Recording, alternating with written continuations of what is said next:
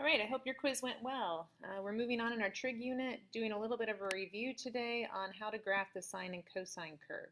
If you remember how to graph your sine and cosine curve and do all of your adjustments based on the horizontal and vertical stretches and shrinks and translations left and right, up and down, then you can probably just try to go through the notes on your own and check the answers online. Otherwise, if you need some review because you came from a different system or you just don't remember your trig very well or you didn't do well in this unit last year, then you can go ahead and follow along. But I'm going to use the answer key and talk through that because it'll go a little bit faster instead of me trying to sketch everything. So we have our sine and cosine curve. Both of these curves have a period of 2 pi units. That means that they start to repeat their cycle after 2 pi units. So they repeat those y values again. So from cosine here, it starts at 1, goes down to its minimum of -1, back up to 1, and then it repeats again. For sine, it starts at 0, goes up to its maximum of 1, back to 0, down to its minimum of 1, back to 0, and then it repeats that cycle.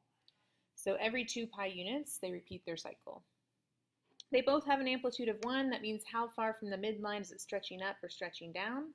They both have a midline of the x-axis, or y equals 0. For the sine curve, it starts at 0, 0. For the cosine curve, it starts at 0, 1. So in other words, for the sine curve, it starts at its midline, and for the cosine curve, it starts at its maximum. Both of these have a domain of all real numbers and a range of -1 to 1.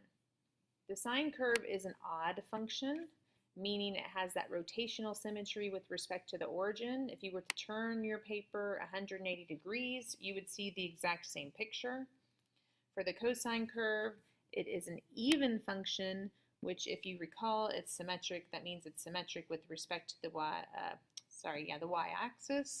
which means that if you folded your paper, you would see the exact same thing on the left and right hand side of the y-axis. Your tangent is a little bit different.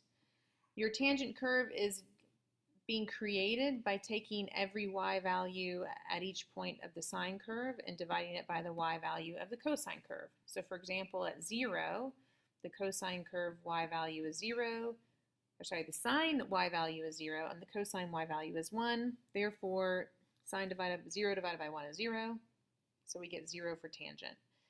Why is it undefined at pi over 2? Well, that's because at pi over 2, my sine value is 1, but my cosine value is 0, so that's undefined, which is why we have a vertical asymptote here at pi over 2.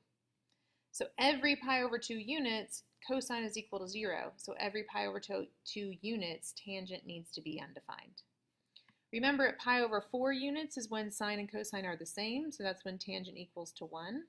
It's at pi over 4. And at negative pi over 4, or 3 pi over 4, we would have a -1 units because sine and cosine are opposite signs. The period of a tangent curve is equal to pi.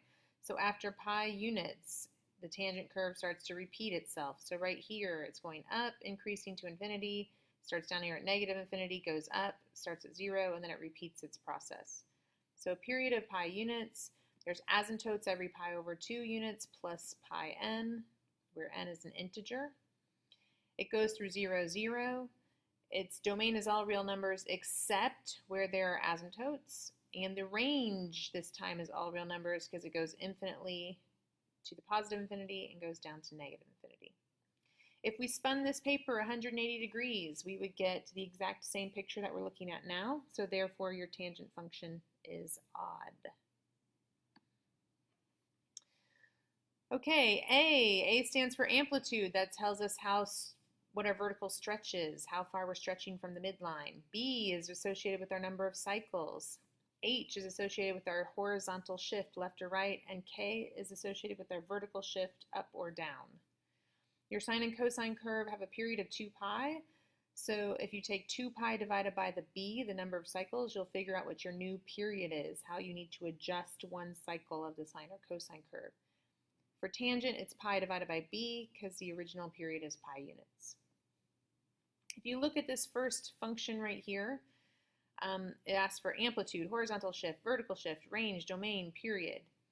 Your amplitude is just the number 3. So this negative sign is never associated, we don't associate that with the amplitude because that's just about a reflection. It's a reflection over the x-axis, or a vertical reflection. So 3 is your amplitude. That's how many units you're moving from the midline. Because this is positive pi over 4, we have to shift left pi over 4 units. This is plus 1. So because it's a plus k here, that means we're going up 1 unit.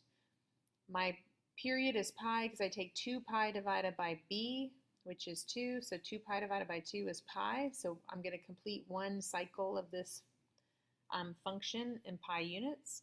Your domain is still negative infinity to infinity. And your range, well, if our midline is at plus 1, right, we go up 1 unit. And our amplitude is 3, we're going to go up 1, 2, 3, that puts us at 4. And then we're going to go down 1, 2, 3, that puts us at negative 2. So our range is from negative 2 to 4, and it's inclusive, of course. Look at your next one. Determine the amplitude and period and describe all transformations. Well, your amplitude, tangent doesn't have an amplitude. Only sine and cosine do. So why does tangent not have an amplitude? Well, because it's not bounded. It's unbounded. The range goes from negative infinity to infinity. So there is no limit to what your maximum or minimum is. Our period, we take pi divided by 1/2, and we get 2 pi. And then our horizontal shift, if it's minus pi over 6, that means we're going to actually move right pi over 6 units. Here are some guidelines for graphing your sine and cosine curve. First, you should move your midline, so up or down so many units according to your k. Usually we make dotted lines just to help guide ourselves so when we're drawing it's easier. You can then make your amplitude go up and down from your midline. Some people like to do dotted lines for the top and bottom to help them, but that's really just identifying where your maximum and minimum are. Then you want to shift left or right. Maybe you want to do a dotted line vertically like this to establish where your starting point is going to be. Then you establish where your period is. When you finish your ending point, so maybe you put your period over here, so you know your sine or cosine curve has to be completed.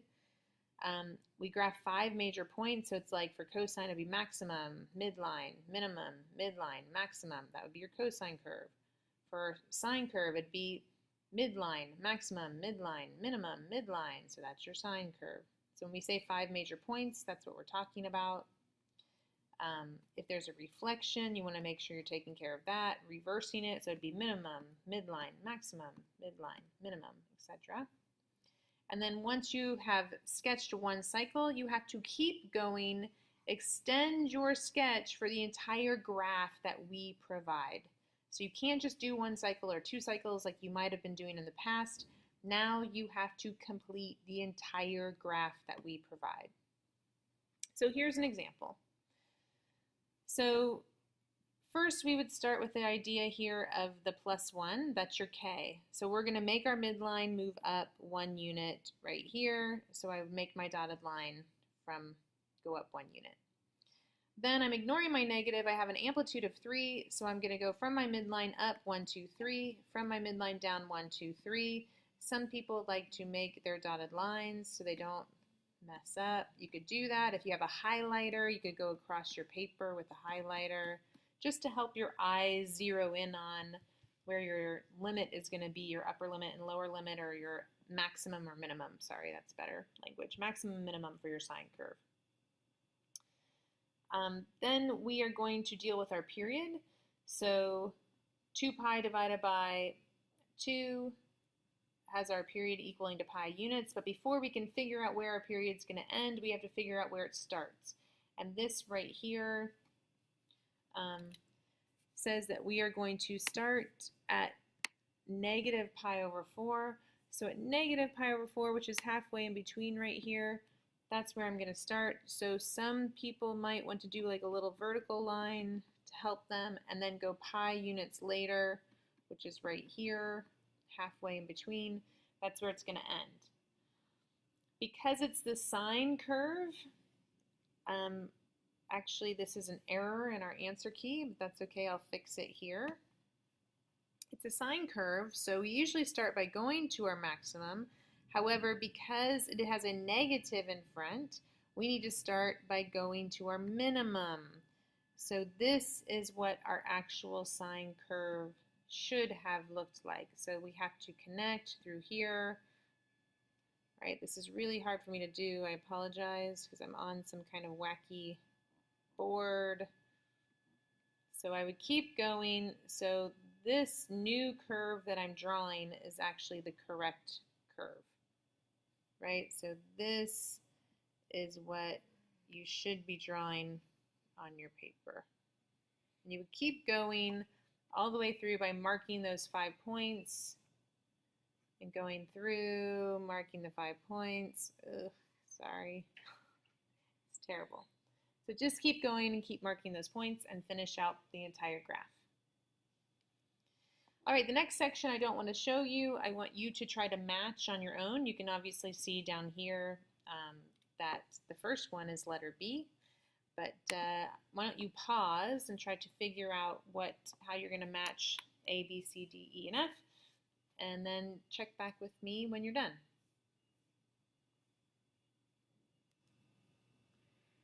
Okay, so did you get B, C, E, F, D, and A? Hopefully you did. If you didn't, then go back and recheck or compare with someone else, or go ask your teacher because maybe there's an error right here. This used to say C, but I think it's supposed to be an A down here. But if you think there's another error, please pause and let your teacher know or ask. All right, moving on, try to graph maybe example 5 on your own. If you already did and you want to check it, here you go. So we should have moved our midline down 2 units. So down 2 units, dotted line. Then we have a maximum of 2.5, or sorry, our amplitude is 2.5 units. So we are going to go up 2.5 units away from the midline and down 2.5 units away from the midline. I'm going to move to the right pi over 6 units. So that's right here, pi over 6 units. Then I'm going to adjust my period. So 2 pi divided by 3 halves equals 4 thirds. So 1 1/3 later. Well, if we're counting by sixths, then 8/6 is equal to 4 thirds. So we have 8 blocks that we can play with here. So here is the end at 4 thirds pi later. So it's a cosine curve. My amplitude is positive. So I start at my maximum. I end at my maximum. Halfway in between, I'm in my minimum. Halfway in between max and min, I'm at my midline, and then you just keep going. So here's the first cycle, and then the red part, all the rest of it is the remaining, filling out the rest of the graph. Okay, our next one. So we're going to sketch this. Again, we adjust our midline, moving it up 2 units. We are going to have to factor out. So here, you can't do this the way it looks. Instead, it's easier if you factor out your letter B first. So we have to factor out that 1/2, and then we have our x minus pi. Actually, we're not even factoring out. You're just separating it into 1/2 times this x minus pi. But then it's really clear, this impacts our period. We're moving to the right pi units. We have an amplitude of 2. So once you take all this into consideration, we move to the right pi units. And we start here, it's a sine curve, it's positive amplitude, so we're going to start by going to our maximum. It's an amplitude of 2, so we go up 2 units, down 2 units. The period is much bigger now, it's 4 pi units, so from negative 2 pi to 2 pi, we would complete one cycle, but really it's a sine curve that's starting here. So it'd come out here, and it would continue and go way out here, something like that, right? Oops, that was terrible, sorry. So anyway, you get the idea. The curve would come way out, but we gave you negative 2 pi to 2 pi, so you have to fill that out appropriately. Okay, moving on, we have another one. You're trying to create the curve, so how would we do that? Well, you should use that information from above. Actually, no, that the information from above doesn't help. You're just going to use this.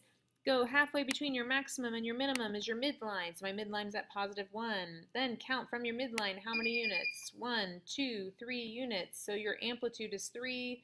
Then we start by decreasing, so it's a sine curve and it's a negative because it's decreasing. shifted to the right here. So that's about all I got. Sorry, time's running out. Good luck. Bye.